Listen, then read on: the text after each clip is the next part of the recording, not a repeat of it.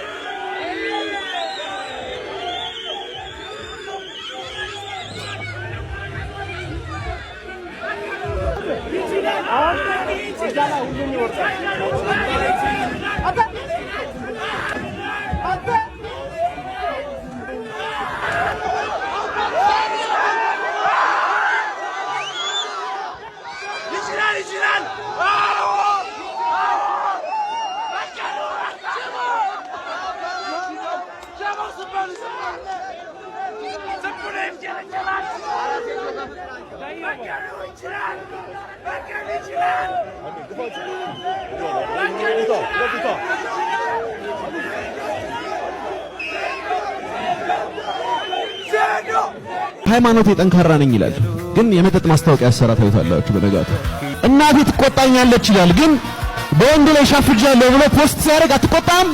እንዴት አይነት አስተዳደግ ቢኖር ነው ኢትዮጵያ ውስጥ እየኖርክ ወንድ ልጅ አሻፍሮኛል ብለ ፖስት ብታረገው? አጠገብ ደህና ሰው የለም። ማናጀሮች ምንድነው የሚሰሩት? እንደዛ አይነት አዋራ ኢትዮጵያ ውስጥ ነው የምትኖረው ወንድሜ። እሱን ደግሞ የወንድ ልጅ ጥጉን የሚያሳየው። እሺ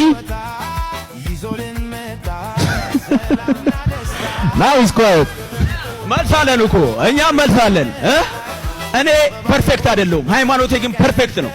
yes you should know that እኔ ወንጀል ልሰራ እችላለሁ፣ የሚምረኝ አላህ ነው።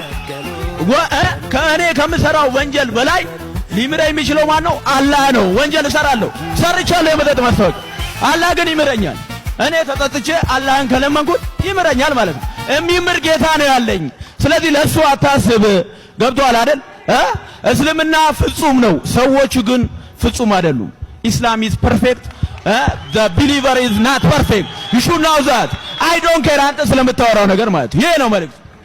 ጋይስ ለብዙ ዓመታት ሴዶ የኢትዮጵያ ሕዝብ ላይ ሙድ ሲይዝ ሲቀልድ አያቁም ብሎ ሰዓታችሁን ሲገል ስንቶቻችሁ ናችሁ ከየት ነው የመጣችሁ ስትባሉ ኢትዮጵያዊ ለመሆን ያፈራችሁት ከሱ ጋር አንድ ሀገር ብቻ ሼር ስለምታረጉ ሴዶ 21 ሲመጣ ቋንጣ አረጋለሁ፣ እግርህን ሰብሯለሁ፣ እጅህን ሰብሯለሁ።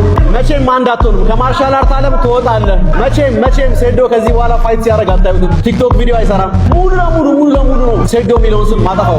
ይሄ የ3 ወር ፕላን አይደለም፣ ለብዙ ዓመታት መትኪለስሊ ፕላን የተደረገ የግድያ ፕላን ነው።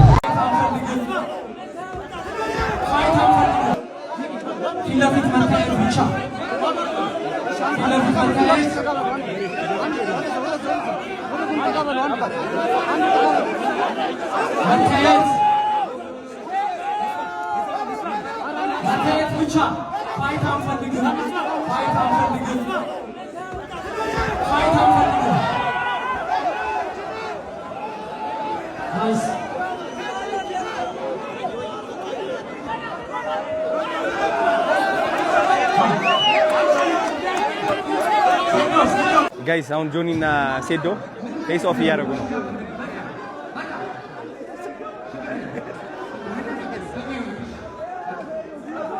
የሆነ ፋውል ይሰራዋል። ልክ ሲለባል